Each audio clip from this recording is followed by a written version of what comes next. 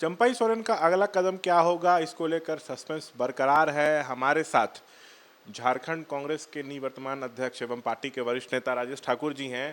कहा जा रहा है कि चंपई के संपर्क में जेएमएम के 4-5 विधायक हैं और कांग्रेस के भी 1-2, और चंपई जल्द बीजेपी में जा सकते हैं।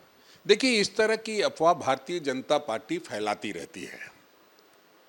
वो चाहे पूरे देश में देखिएगा तो गणेश जी को जब दूध पिलाने का मामला सामने आया था तो वो भी कोरा अफवाह था। और मैं समझता हूँ कि उसी तरह की एक कवायद आदरणीय चंपई सोरेन जी के बारे में भी चलाई जा रही है। इस बात में कहीं कोई शक नहीं है कि इस तरह का प्रयास भारतीय जनता पार्टी करती रहती है, और भारतीय जनता पार्टी ने निश्चित रूप से एक प्रयास किया है कि फिर से एक बार सरकार अस्थिर हो।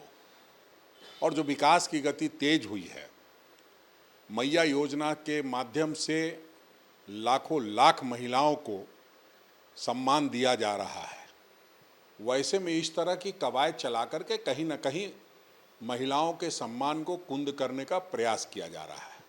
मैं समझता हूं कि आदरणीय चंपई सोरेन जी को उनकी पार्टी ने, इंडिया गठबंधन ने बहुत सम्मान दिया है।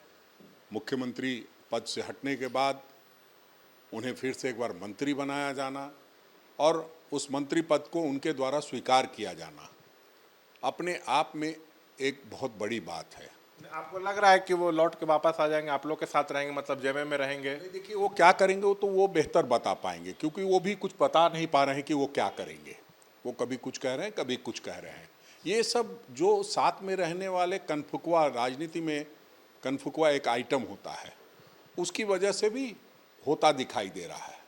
सच्चाई ये है कि भारतीय जनता पार्टी इस तरह का प्रयास कर रही है, लेकिन उस प्रयास में वो विफल होगी। लेकिन सर, वो एक्स पर लंबा चौड़ा पोस्ट लिखे कि हम अच्छा काम कर रहे थे, हमको जबरदस्ती सीएम के पद से हटा दिया गया, मुझे अपमानित किया गया, वो तो इस तरह की बात कर रहे हैं। नहीं, अगर ऐसी बात होती तो मंत्री पद कैसे स्वीकार करते?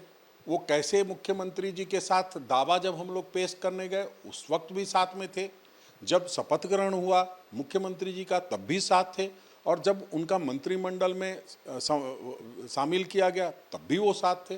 तो इस तरह की बात कहीं ना कहीं लिखता कोई और है, डालता कोई और है। आप तो जानते हैं, फेसबुक और ट्विटर का ज़माना है, कोई भी लिख सकता है, कोई भी उनके हैंडल से डाल सकता है। इसी बीच कांग्रेस कोटे के मंत्री हैं बन्ना गुप्ता, उन्होंने प्रेस विज्ञप्ति जारी की, उनको विभीषण बताया और ये भी कहा कि जब हेमंत मुख्यमंत्री बने तो चंपई सोरेन बीजेपी के साथ साठगांठ करके सरकार को अस्थिर करने की कोशिश कर रहे थे, और यहाँ तक वो दावा कर रहे हैं कि बाबूलाल मरांडी नहीं चाहते हैं कि चंपई बीजेपी में। देखिए, जिस तरह से चंपई दा की व्यथा है, उसी तरह से हमारे मंत्री बन्ना गुप्ता की भी व्यथा है कि वो ऐसा समझ रहे हैं, क्योंकि जब इस तरह की कवायद होती है और जब इस तरह की कवायद में कहीं से भी उनका समर्थन होता है चंपई जी का, तो निश्चित रूप से इस तरह की बातें सामने आती है।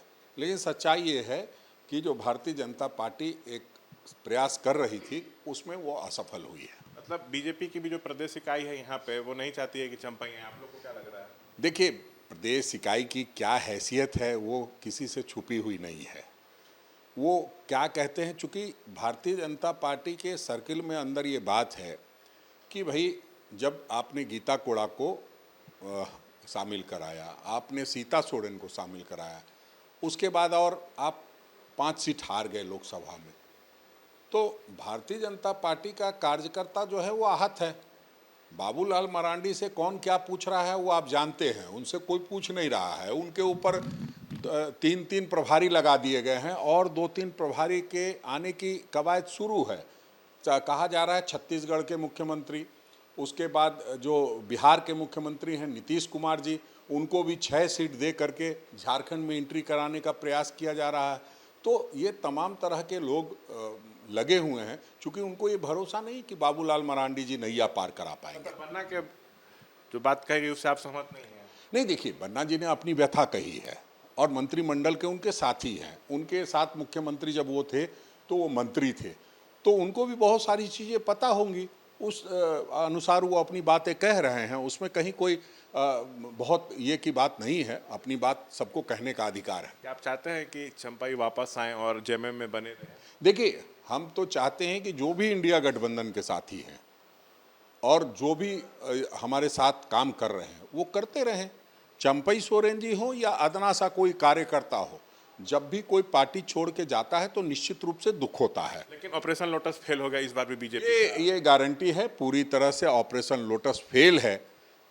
अगर वो चले भी जाते तो भी फेल ही कहा जाता, क्योंकि जिस तरह के दावे भारतीय जनता पार्टी के कनफुकवा लोग मीडिया में कान फूकने का काम कर रहे थे, आज वो पूरी तरह से ध्वस्त हो चुके हैं।